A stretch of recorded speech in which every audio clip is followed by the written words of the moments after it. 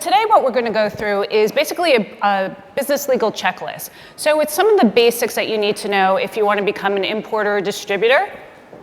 So some of this may be familiar to you, and others who may be looking to get into this industry, hopefully it will be a guideline for you.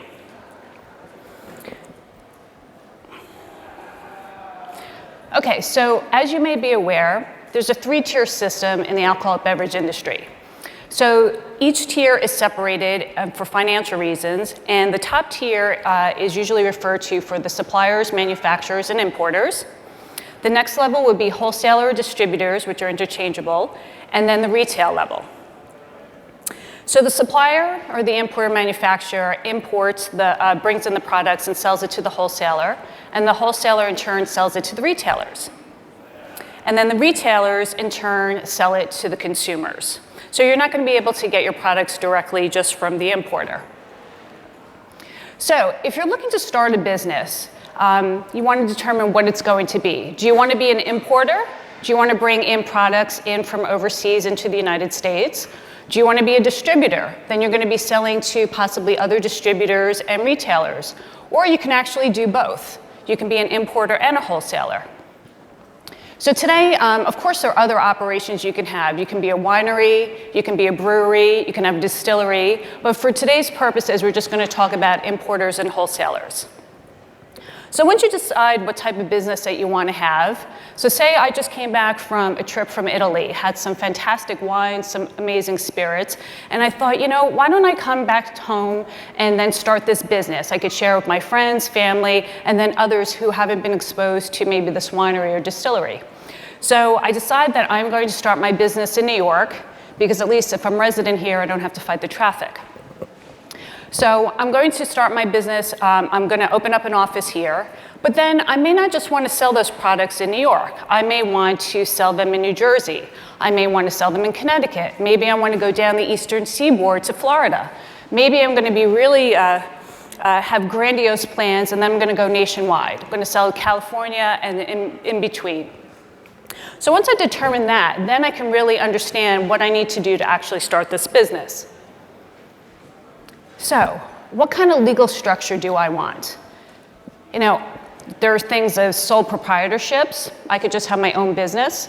I can go in with partners. I can have a partnership. I can also start a corporation. Or I may want to opt for a limited liability company. Now, the reason why you may want to start your own business and create a new entity is so you can insulate yourself from personal liability from those of your corporation if you have obligations and debts. So most of my clients usually come to me and they want to form either a corporation or a limited liability company. So corporations you're probably well aware of. You hear about them in the news all the time. They are a little more formal in their structure. They usually have a board of directors that determines what the strategy is going to be for that business. You'll have officers who run the day-to-day operations, and the board, the officers implement the plan from the board, and the board, they have to report to their shareholders. So the shareholders are the owners of the corporation. They tend to be a little more formal in their structure in that they have annual meetings that they're required to hold, and they report on their meetings. So whatever decisions they may have when they get together, there's a formal record of it. Now, on the other hand, you can have a limited liability company where, again, it's a little less formal, but yet you still have that insulation for liability purposes. So with a limited liability company, you are not required to hold these annual meetings. However, you will do that because you want to have some type of structure or how you organize yourselves. And then also, if you have meetings, I always encourage people, even though it's not required, that you actually record those minutes. So if you decide on, acquiring a building, or you're going to purchase another company, or you're going to do some other type of business acquisition, that you want to have a record of it. You don't want to just go to a meeting, say, this is what we're going to do, and then nothing else. So some of the things that differentiate the limited liability company and a corporation are, what type of ownership you have. Do your owners need to be U.S. citizens? Are you able to split any profits or business losses on your personal income taxes? So for instance, a corporation right now, when they are taxed, if there's a profit in the business, that profit is taxed at a corporate tax. Now, if those profits are then distributed to the shareholders, which are the owners of the company, well, then once that distribution is made, that's taxed at your personal tax level. Difference with the limited liability company is that you are taxed at your personal tax bracket. So if I have a limited liability company and I have four other members, because as opposed to corporation who has shareholders, limited liability companies have members, I may have a different tax bracket than maybe the two other members that are part of the organization. So there are definitely benefits to it. Following now the recent changes in the tax laws, they may not be as extreme as they once were, but it's something to consider. So when you're looking at the type of entity or structure that you'd like to have, it's a good idea to talk to your legal counsel and your accountant just to figure out what's best for you. Now, getting into the state of formation, where do you want to be incorporated, or where do you want to have your company formed? Well, lots of people will do it in the state where they reside or where the principal office is going to be. So if I'm going to open up a business in New York, I may say I'm going to form my organization in the state of New York. So I'll make a filing with the Secretary of State in New York. Other people may want to file in Delaware. You may have heard that Delaware is very favorable to businesses. So again, that may be another option. So these are things that you would want to discuss again with your attorney or your accountant, so this way you find out what's the best option for you.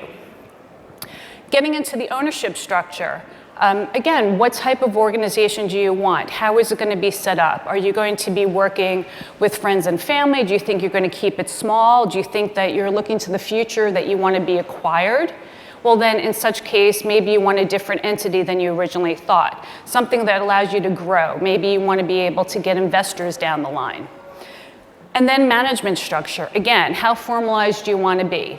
Do you want it where you need to have your meetings that are very structured? And again, if you have investors, maybe a C corporation is the way to go. But in some cases, a limited liability may also be beneficial to you. So again, these are just things that you want to think about before diving into to starting up your new entity. So once you know what you're going to do, what your structure is going to be, and say I want to be an importer and distributor because I really love those Italian products that I tried in Italy. So now, how much money do I really need to fund this company? Well, I think it's really best to do your due diligence and figure that out. Now, if I'm starting just an import company, well, my cash needs may not be as significant as if I'm looking also to be a wholesaler. If I'm going to be a wholesaler of products, I may need to go out there and get a sales team together. I may need to have vehicles or trucking so I can get the products to where they need to go. I may need a warehouse. And if I need warehouse space in addition to my lease, again, these are other expenses that I may not have accounted for. So when you're trying to figure out what you actually need, you're not just looking at the initial startup cost of the venture. You're going to look to the future and see, okay, how long can I keep this running before I start turning a profit? Because as we know, most startups don't start generating profits immediately. So once you figure out how much you need to invest in your new company, where are these funds coming from?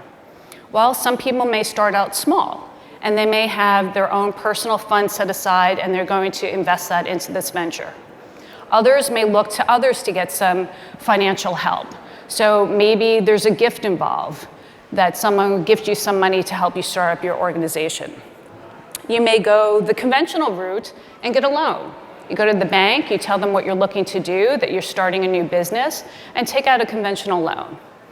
Another option is that you may look for investors.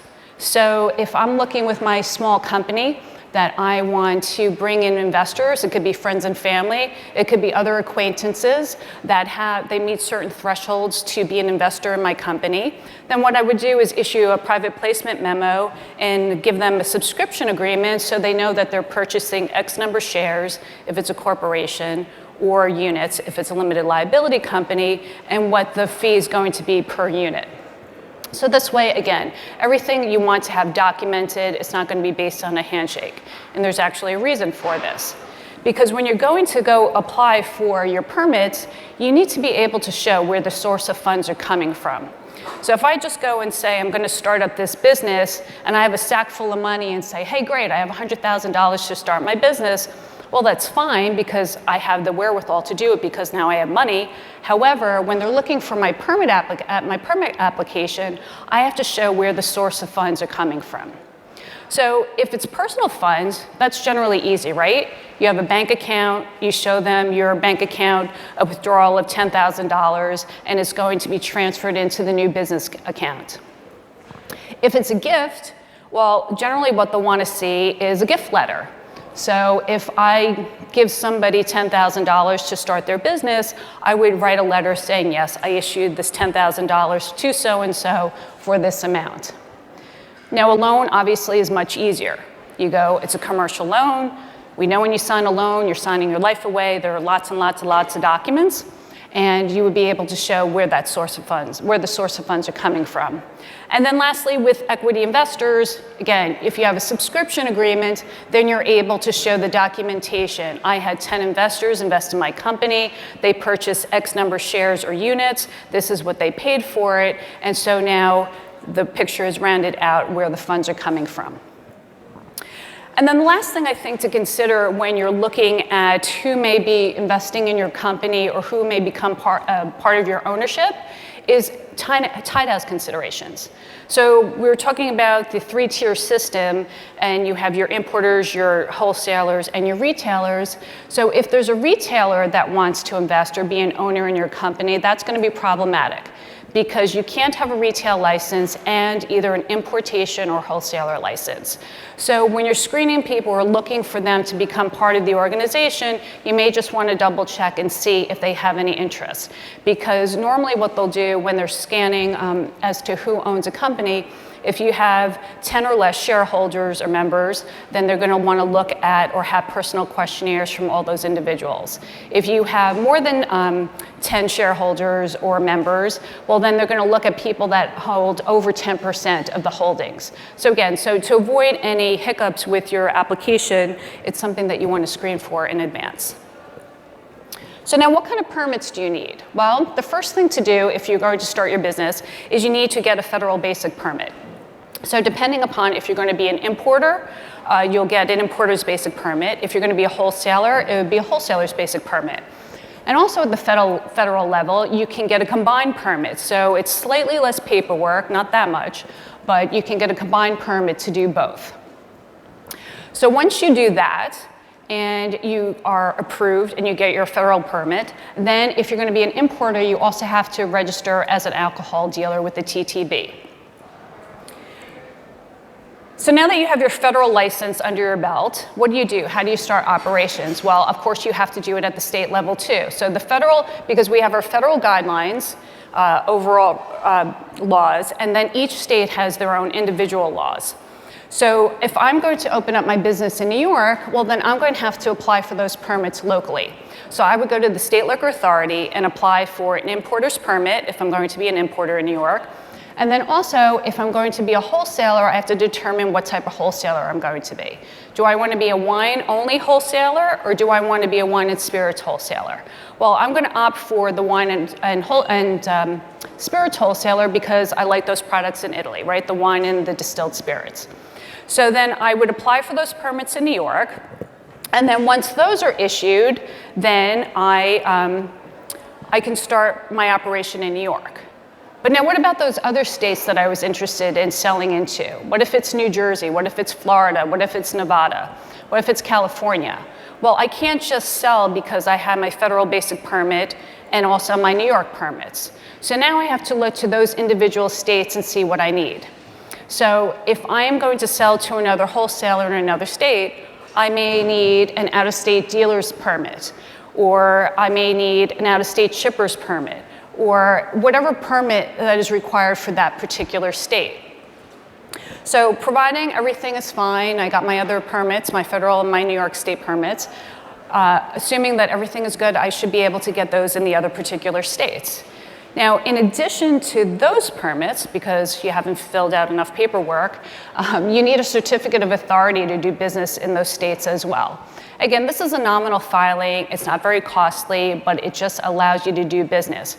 Because if I have a New York corporation, that's considered foreign to other states. So it's not foreign meaning outside the borders of the US, but it's foreign to that particular state. So New Jersey, if a Delaware corporation wants to do work or conduct business in New Jersey, they're considered foreign, so they would just file an application to do so. So now that you have your permits in place, you have federal permits, you have your state permits, well, how do you actually start running your business? Well, people, right? We need people in order to do this. So you may be in a position to either hire employees, or maybe you're not in a position to hire employees right now. Maybe it's really too early in the game. So you may look to hire some consultants. Now this is beyond going friends and family and everyone like pitching in to help you out.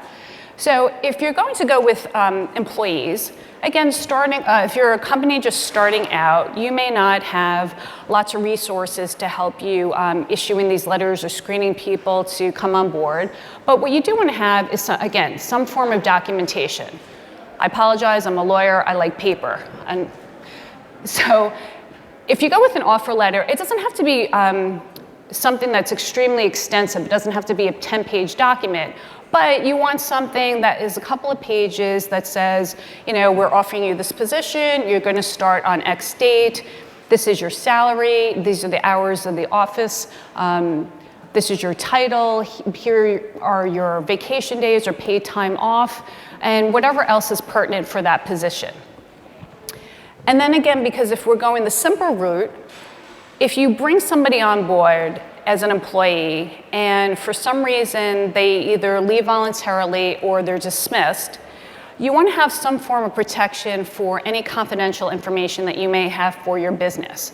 Now, that could be anything from your business plans, it could be your customer lists, it could be formulation if you're producing a product. So anything that is confidential to your business that you'd like to protect, if you have them sign what's either called a confidentiality agreement or a non-disclosure agreement, that will give you some level of protection. So that's generally a one-page sheet, maybe it's 2 pages, but it's something that I recommend that people do. So you have an offer letter and a non-disclosure agreement.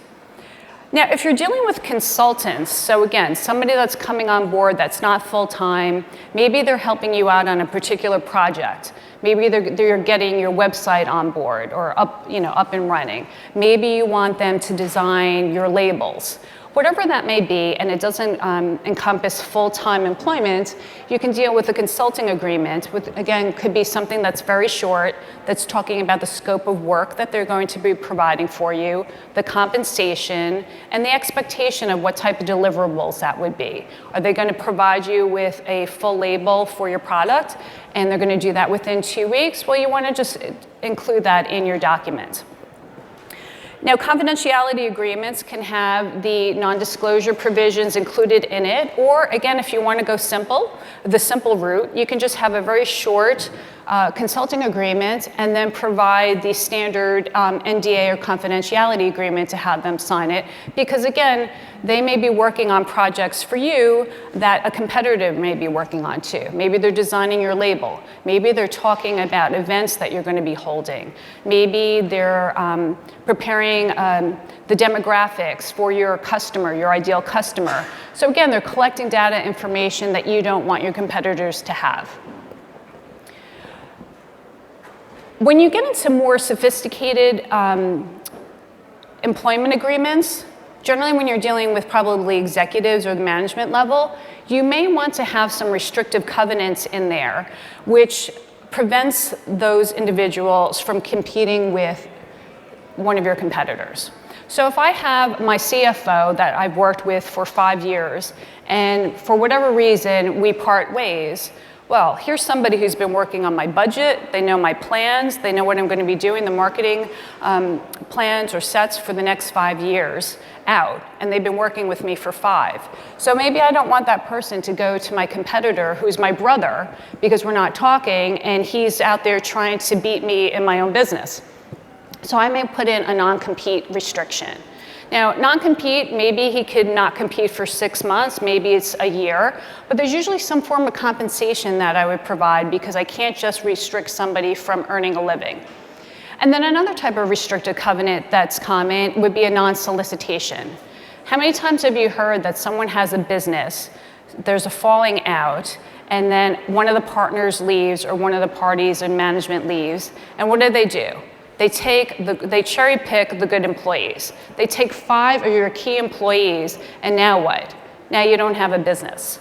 So a non-solicitation provision also helps you protect your business, so this way someone can't run off with those employees.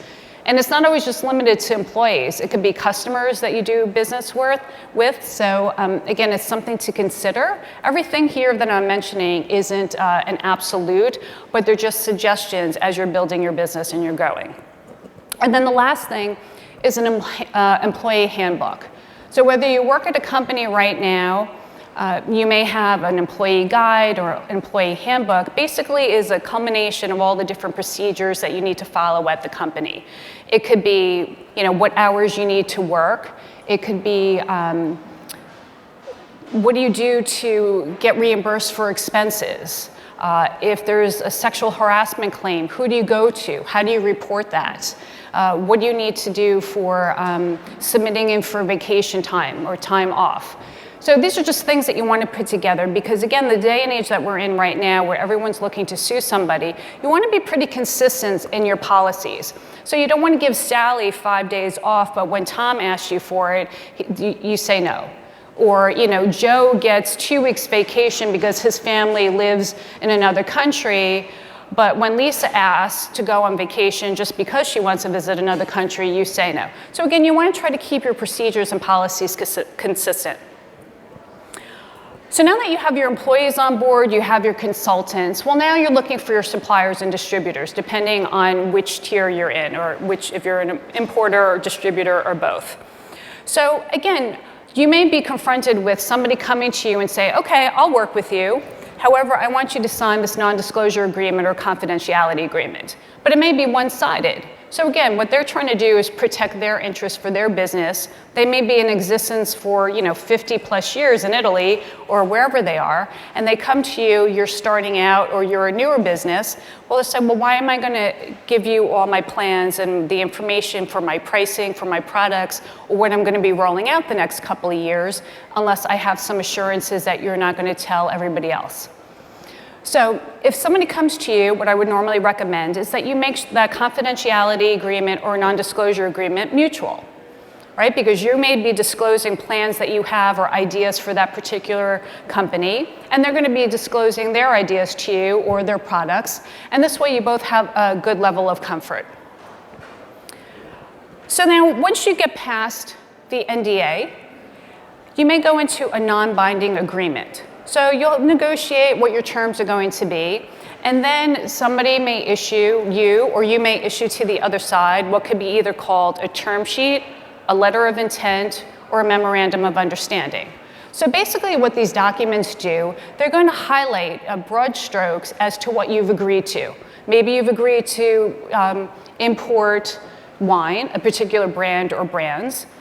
You're going to talk about maybe the pricing, how often you're going to be purchasing inventory, what the term of your agreement's going to be. Maybe you're going to work together for a year. Maybe it'll be indefinite.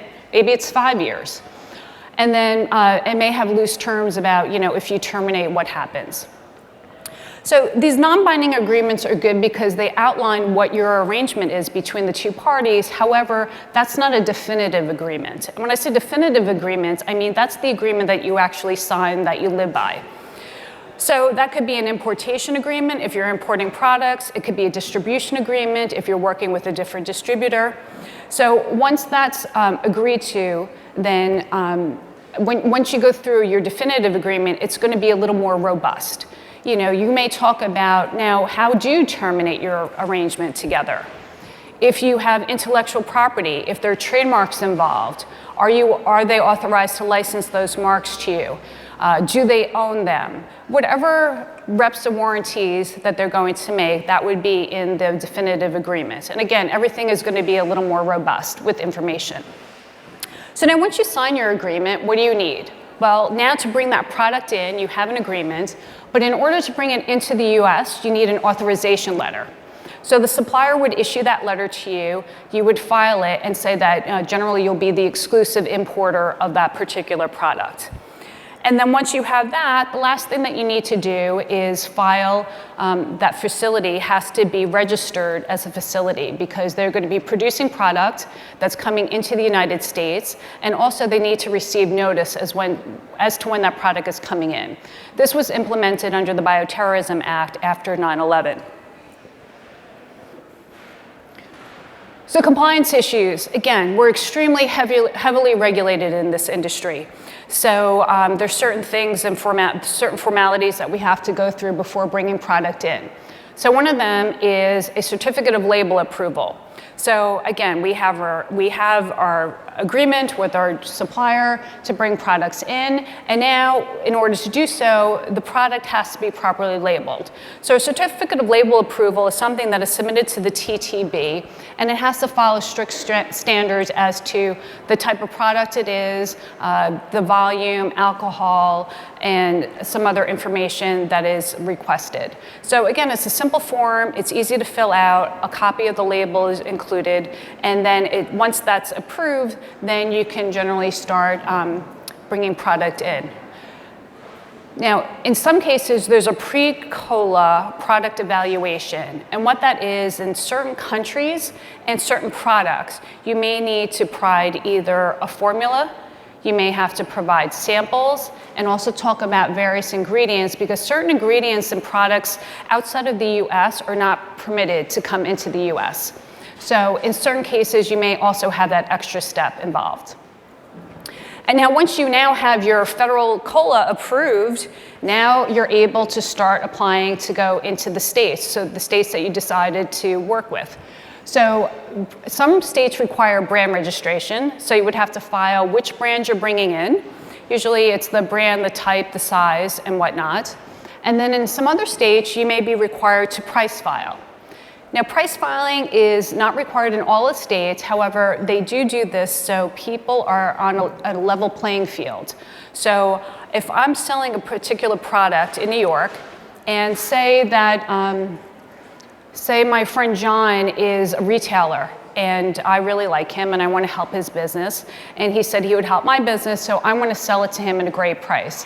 But then, there's Peter over here who I'm really not fond of, and he's been giving me a hard time, so you know what? I want to charge him a little extra just because. Well, you can't do that. Everybody needs to be able to purchase your products at the same price. Now, of course, there's some exceptions if they're highly allocated products, but for the most part, as a general rule, that's the reason why they have price posting. So now sales and marketing, again, important because now you're selling and marketing these products, and again, heavily regulated industry, so you want to make sure you don't run afoul of the strict standards in which we do so. So it's important to work with your internal team, whether that's your employees or your consultants. There are also agents and representatives that you may work with. You may get a third-party agency to host events for you or plan events for you. And you may work with a modeling agency. So you can have models that are going out to try and have consumers taste your products, which is perfectly fine and legal. You may also have your supplier or manufacturer who has people on their teams that want to come to the US and really talk about and educate the consumers about their products. So they may host maybe a chef's tasting. They may have an event where they're doing a pairing of wine and food, or it could be spirits and food. Whatever the event may be, you just want to make sure that they understand the guidelines in which they can actually hold these events and go out and sell. I've worked with companies who've had their own salespeople that come from abroad that come into the US, and they think that they can go out and they can just give away free products. Well, that's something that you can't do here. Now, there's such a thing as giving people samples, like maybe I go to a retail account, I sit down, have a formal tasting going through the attributes of that particular product, but then I can't keep going back every week and giving them another bottle of product to try, hoping to encourage sales.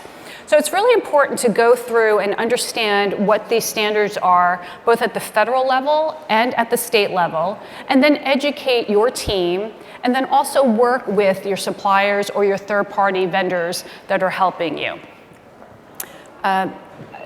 So looking at the compliance governance, we have, again, federal trade practices. ABC boards will tell you what you can do. You have the Federal Trade Commission for Advertising, and the Attorney General oversee the trade and advertising as well. So now, the best way to keep up to date with the industry is really to look at these resources that are available, and everything basically is available online. The TTB obviously is the guiding force for the federal level. This is where you get your permits, and there's a lot of great information on there about how to obtain your permits, what you can and can't do. They post the laws and the statutes. If you want some light reading, I encourage you to do so. Also at the state level, you can look at the particular state ABC boards because again, they have valuable information. And there are a couple of other organizations, such as the National Association of Beverage Importers, which is a great resource, especially if you're an importer, right? So they're going to let you know, are there trade tariffs coming down?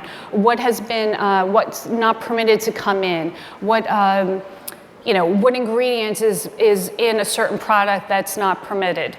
And then also the Distilled Spirits Council, previously known as DISCUS, now is DSC. Again, another fantastic resource. It'll talk about, the history of this industry and also the different things that are going on in various states and events. And lastly, just looking at blogs and other online resources, because again, it's invaluable. There's so much information available at your fingertips, and obviously events like today are great. So between Beverage Trade Network is great for getting the news out there for everybody. And like I said, you're going to be walking around talking to a lot of people today, and I'm sure you're going to get a lot of great knowledge. So with that, I will leave you so this way you can start mingling and networking, and hopefully I provided you with a little bit of information that will help you with your businesses.